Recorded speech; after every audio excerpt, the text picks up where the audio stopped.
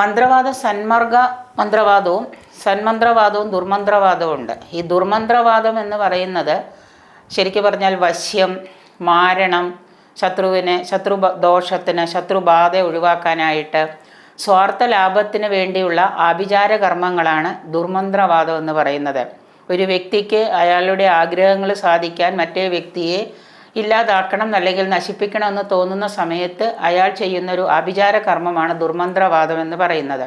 ഈ ദുർമന്ത്രവാദം കൊണ്ടുണ്ടാകുന്ന ഫലമെന്ന് പറഞ്ഞാൽ മൊത്തത്തിൽ മറ്റേ വ്യക്തിയുടെ, ആ ശത്രുവായിട്ട് നമ്മൾ കാണുന്ന വ്യക്തിയുടെ എല്ലാ ശക്തിയും എല്ലാ തേജസ്സും നിർവീര്യമാക്കപ്പെടുക, ഇല്ലാതാക്കുക എന്നുള്ളതാണ് ദുർമന്ത്രവാദം കൊണ്ട് ഉദ്ദേശിക്കുന്നത്. അത് ആഭിചാര കർമ്മത്തിലൂടെയാണ് ദുർമന്ത്രവാദം ചെയ്യുന്നത്.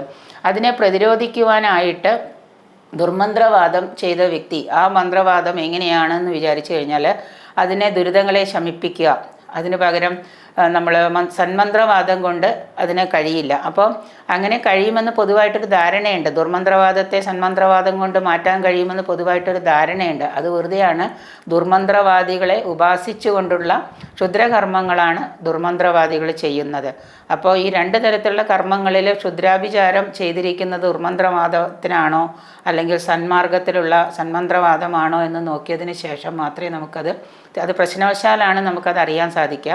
അപ്പോൾ ദുർമന്ത്രവാദം ചെയ്യുന്നത് മിക്കവാറും തനിക്ക് എതിരായിട്ട് നിൽക്കുന്ന വ്യക്തിയെ സ്വാർത്ഥ ലാഭത്തിന് വേണ്ടിയിട്ടാണ് ഈ ദുർമന്ത്രവാദം ചെയ്യുന്നത്.